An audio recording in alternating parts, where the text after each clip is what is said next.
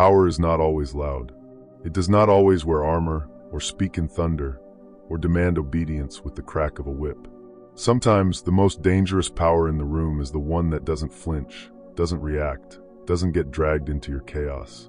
It is silent, and because it is silent, it is untouchable. This is the rule Epictetus taught, a truth so unsettling that most men will never dare to live it. You are weak not because of what others do to you, but because of how quickly you let yourself be moved, provoked, controlled. A single insult shatters you. A rejection ruins you. A bad day at work consumes you. And without realizing it, you hand over your entire life to forces you cannot control. Epictetus, a man born into slavery, beaten, crippled, dismissed by society, discovered something terrifying. No one can truly break you unless you let them reach inside and move your mind. He understood that the ultimate form of power is not dominance over others, but sovereignty over yourself. And when you possess that, nothing in this world can touch you. This is not a comforting truth. It demands that you stop blaming others, stop cursing fate, stop begging for mercy. Because once you realize how much of your suffering is your own surrender, you can never unsee it. The silent power rule is merciless. And yet, if you dare to live by it, you become untouchable. The silent power rule is simple to say, but brutally difficult to live. What is outside your control does not belong to you. Therefore, it cannot touch you. Epictetus built his entire philosophy on this. And while the words might sound almost ordinary, their implications are devastating, because they reveal that most people spend their entire lives enslaved by things they cannot command. Opinions, outcomes, love, money, respect, the very things people chase obsessively, are precisely the things that never truly belong to them. And if you tie your peace of mind to them, you are handing the keys of your soul to forces that will break you. But to grasp how heavy this rule is, you need to understand where it came from. Epictetus was not born into privilege like Plato, nor raised in aristocracy like Marcus Aurelius. He was born a slave. His body was not his own, his labor was not his choice, even his movement belonged to someone else. His master could beat him, starve him, or humiliate him, and he had no power to resist. Yet in the midst of that powerlessness, he discovered something extraordinary. While everything external could be stripped away, there was one fortress no man could breach: his inner judgment, his ability to decide how he would respond. And from that realization, the silent rule of untouchable power was born. You might think this sounds like resignation, like surrender. But Epictetus was not preaching weakness. He was revealing a paradox, that the man who refuses to hand over his mind to circumstances becomes more powerful than the conqueror who controls armies. Because no humiliation, no rejection, no disaster can reach him. He is untouchable, precisely because he refuses to fight battles that were never his to win. Think about how most men live today. A woman ignores them, and they spiral into doubt. A job application gets rejected, and they feel worthless. A stranger insults them online, and their entire mood collapses. Why? Because their power is tied to outcomes they do not control. Their worth is chained to the shifting winds of the world. They are like slaves begging for scraps of approval, never realizing the chains are self-imposed. Epictetus cuts through this with brutal clarity. If it is not yours to command, why do you stake your peace upon it? It is almost cruel when you first hear it, because it exposes how much of your suffering is chosen.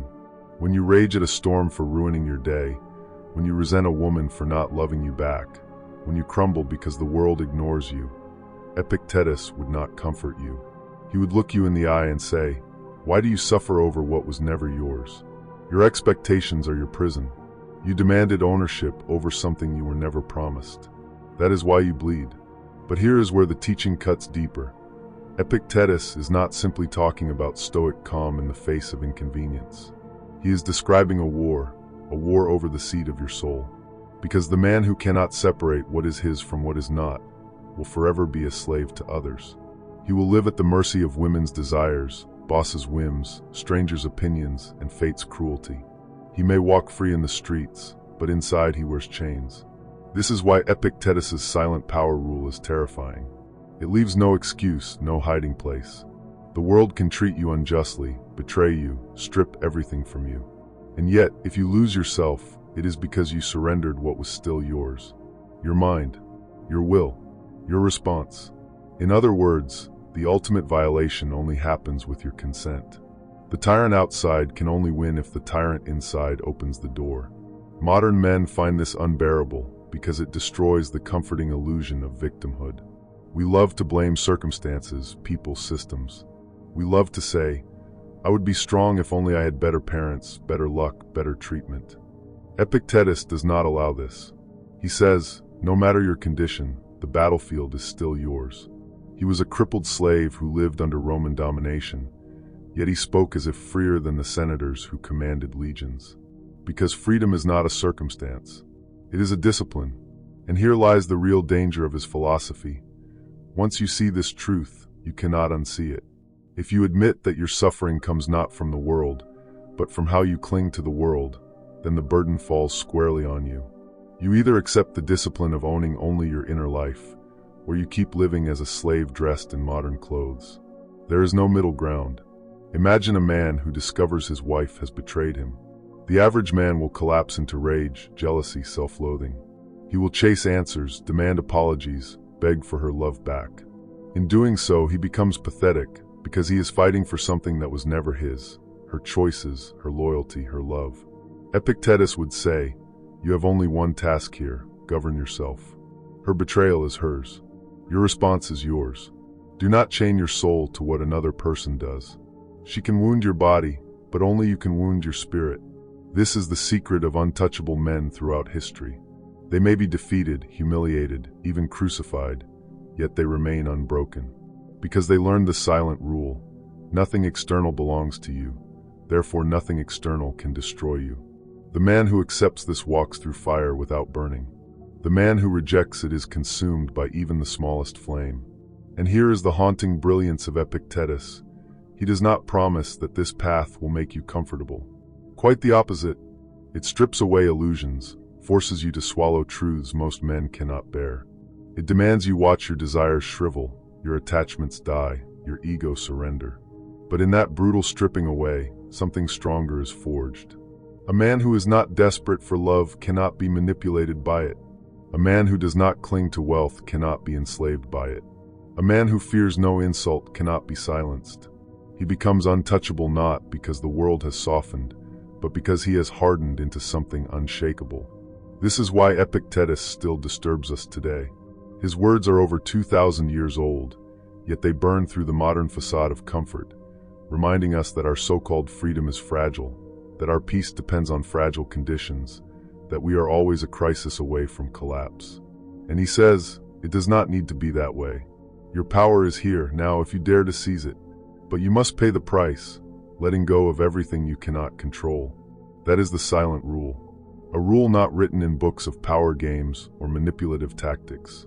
A rule that does not scream dominance or bravado, but instead whispers something more terrifying.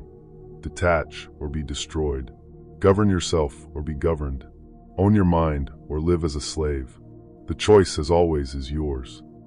The world you live in today is not so different from Rome 2,000 years ago. The streets have changed, the technology has advanced, but the human soul hasn't evolved much at all. People are still ruled by fear, by envy, by their hunger to control what lies outside of them. And just like in Rome, the man who cannot master himself is a slave, no matter how high his position seems. Epictetus' teaching is not a relic of dusty philosophy. It is a mirror for your life right now. Think about how society conditions you from birth. You're taught to chase approval, to bend to authority, to swallow your voice when it shakes the air around you. Schools train you to obey. Social media trains you to beg for validation in the form of likes and comments. Modern relationships train you to hide your standards, to downplay your strength, because God forbid you appear too intimidating, too unmoved, too certain of yourself. The result? Most men are neutered before they even reach maturity. They grow into adults still haunted by the invisible leash of wanting to be liked, wanting to be accepted, wanting to be chosen. And so they crawl when they were built to stand tall. This is where Epictetus cuts like a blade. His rule is simple but terrifying. What controls you is what owns you. And if the opinions of others control you, you are owned by them. If a woman's rejection ruins you, you are owned by her. If your boss's moods dictate your peace of mind, you are owned by him. If your comfort zone decides the limits of your growth, you are owned by your own cowardice. That is not freedom. That is not power. That is slavery dressed in modern clothes. You can see it everywhere today. Look at the man who bends his personality to fit the room, the one who always laughs a little too loudly at jokes that aren't funny, who stays silent when something inside him screams to speak, who bows to the current because he is terrified of the wave. This man may think he is surviving, but he is slowly killing the core of himself. Epictetus would say he has already surrendered the only thing that ever mattered, his will. Contrast this with the man who embodies the silent power rule. He is not necessarily rich. He is not necessarily loud. In fact, he might not even be noticed at first glance. But his presence carries weight because he is untouchable. He doesn't react like others do. He doesn't explode at insults, doesn't crumble under rejection, doesn't beg for approval. He is calm when others are chaotic. He is grounded when others are scattered. And without saying a word, he dominates the room. People feel it, the way mountains make you feel small without ever moving. That is Epictetus philosophy alive in the modern age. Now let's bring this into the brutal realities men face today. Start with relationships. Why is it that women say they want nice men, but respond to strength instead? Because deep down, attraction is not about comfort, it's about security. A woman instinctively tests whether a man's sense of self can be shaken. She challenges him, sometimes consciously, sometimes unconsciously, to see if his mood depends on her approval. If it does, he fails the test. She may smile, she may stay, but respect is gone. She cannot fully trust a man who collapses at her disapproval. What she craves is not arrogance, but steadiness. A man who knows who he is without needing her to confirm it. That is why intelligent men, grounded men, often intimidate. They cannot be manipulated with fear of abandonment. They stand rooted like Epictetus, free because nothing external dictates their peace. Then look at society. The modern world is built to prey on your weakness. Every advertisement you see whispers the same poison. You are not enough unless you buy this, or this, own this. Every social media platform is engineered to make your emotions dance like a puppet to the strings of notifications. If your worth rises and falls with the approval of strangers, you are the perfect consumer. The silent power rule is a rebellion against this system. The man who internalizes it cannot be baited. He may enjoy possessions, he may use platforms, but they do not own him. He doesn't scroll endlessly for validation. He doesn't chase luxury to fill the hole inside. He doesn't measure himself against curated illusions of other people's lives. He knows the truth. The only battlefield worth winning is the one within. And then there is personal growth, the hardest battlefield of all. Most men avoid suffering. They numb themselves with distractions, drown themselves in entertainment, bury themselves in endless work or shallow pleasures. They believe happiness comes from eliminating discomfort. But Epictetus teaches the opposite. Your suffering is the gym of your soul. Every insult, every rejection, every loss is a weight to be lifted. If you avoid it, you stay weak. If you embrace it, you grow untouchable.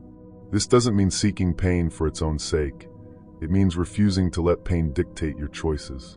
It means sitting calmly while the storm rages, because you understand that the storm cannot break what you do not give it permission to touch. Consider the modern man who loses his job. For most, it's a collapse. Their self-worth was tied to the paycheck, to the title, to the illusion of security. But the man of silent power sees the truth. The job never defined him. His worth was never in the contract. He may struggle, he may adapt, but he does not shatter. His peace remains intact, because his foundation was never external to begin with. That is freedom. That is why Epictetus could say he was freer as a crippled slave than most emperors who ruled Rome. You begin to see the pattern. This philosophy is not about retreating from the world. It's not about becoming numb, cold, or indifferent. It is about reclaiming the only power that cannot be stolen. Your will, your inner fortress, your unshakable ground. Once you stand there, you realize how rare it is. You realize how most people you meet are at the mercy of winds they cannot control. Their temper, their hunger for praise, their fear of loss. And when you refuse to live like that, you become untouchable. Society cannot bribe you. Women cannot unbalance you. Fear cannot enslave you. You walk through the chaos as though armored by something invisible. And people notice, even if they cannot explain why. This is the modern application of Epictetus' silent power rule. It is not abstract. It is not confined to philosophy books. It is alive every time you refuse to argue with someone desperate for your reaction. It is alive every time you face rejection without collapsing into self-doubt. It is alive every time you look at suffering and say, "This will refine me, not define me." And it is alive every time you stand rooted in who you are while the world tries to shake you. Because the truth is this: modern life is a war. Not a war of swords and spears, but a war of attention, of control, of invisible chains. Most men will lose because they do not even realize they are fighting. But the man who carries Epictetus' rule within him, the one who knows that nothing external owns him, he does not just survive, he becomes untouchable. The lesson of Epictetus is not meant to be admired like poetry. It is meant to be lived, carved into your mind as law. If you ignore it, you will remain at the mercy of everything outside of you. If you obey it, you will walk through this world untouchable. The first rule is merciless: never waste your life on what you cannot control. The opinions of others, the moods of your lover, the instability of markets, the weather, the betrayals of friends, none of these belong to you. Yet most men bleed themselves dry trying to master them. They fight shadows while leaving their own soul neglected. Epictetus would say, "Stop. The battlefield is not out there. It is within. Guard your will, guard your reason, guard your choices. That is the only territory you own." The second rule is equally hard: do not beg for respect, embody it. Power is never requested, it is recognized. Men plead for validation. They adjust themselves endlessly so others will accept them. They cry for justice from a world that has never been fair. Epictetus teaches, the world owes you nothing. But if you anchor yourself, if your actions are aligned with principle, respect comes uninvited. People follow gravity. Be the mountain, not the leaf in the wind. The third rule: pain is your ally, never your enemy. Every man wants to escape suffering, numb it with pleasures, bury it under distractions. But the Stoics taught that pain is the forge, the fire that burns weakness away. A man who runs from discomfort will always be ruled by it. A man who embraces it becomes unbreakable. When rejection cuts, when failure humiliates you, when discipline feels like chains, remember, this is the training ground. Every scar is proof that you are becoming steel. The fourth rule: never place your happiness in another's hands.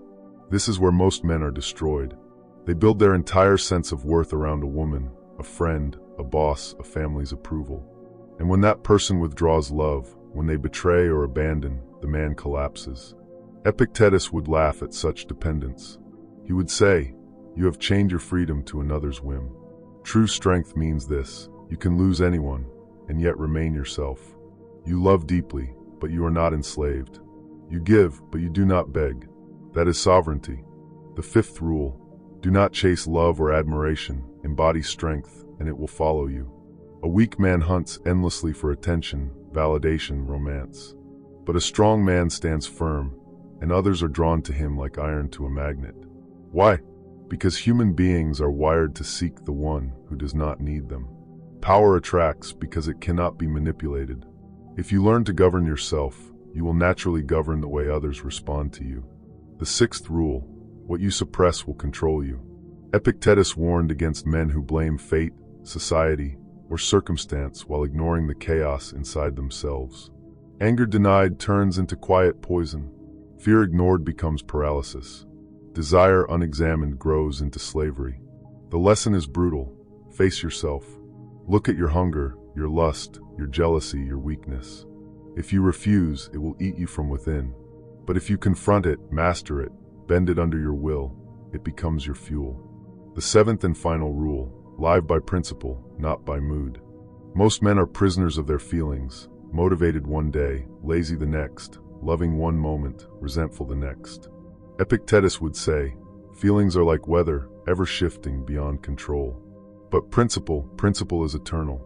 If you anchor your life in what you have chosen as true, you rise above moods, above circumstance, above temptation. Then, even in the storm, you stand calm. Even when the world collapses, you remain whole. These rules are not gentle. They demand sacrifice. They will cost you comfort, illusions, and excuses. But they will give you something rarer than pleasure: rarer than happiness, they will give you freedom. And freedom, Epictetus reminds us, is the only true wealth. So what do we take from the crippled slave who became a philosopher? Epictetus left us no empire, no monuments, no armies. And yet, his words outlived emperors. Why? Because he spoke to the deepest truth of the human condition, that you are not free until you govern yourself. The world will always test you. Lovers will leave, fortunes will vanish, bodies will weaken, nations will fall. If your peace depends on any of these, then you are already lost. But if your peace is rooted in your own will, if your mind is sovereign, then no chain, no betrayal, no disaster can touch you. That is the kind of freedom even tyrants cannot kill. Most men live as prisoners without realizing it. Prisoners of lust, of rage, of fear, of what others think. Epictetus is a voice that cuts through centuries to tell you, drop the chains. The key has been in your hand all along. You want power? Here it is. You want respect? Here it is. You want love? Here it is.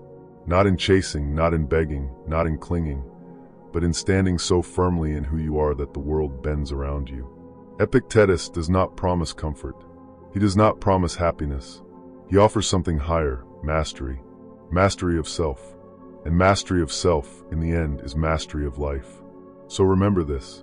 The man who conquers himself is greater than the man who conquers nations. The man who does not kneel to his desires, his fears, or the opinions of others, that man cannot be broken. And if you live like that, if you live as Epictetus demands, then when the storms come, and they will, you will not beg for shelter. You will be the shelter.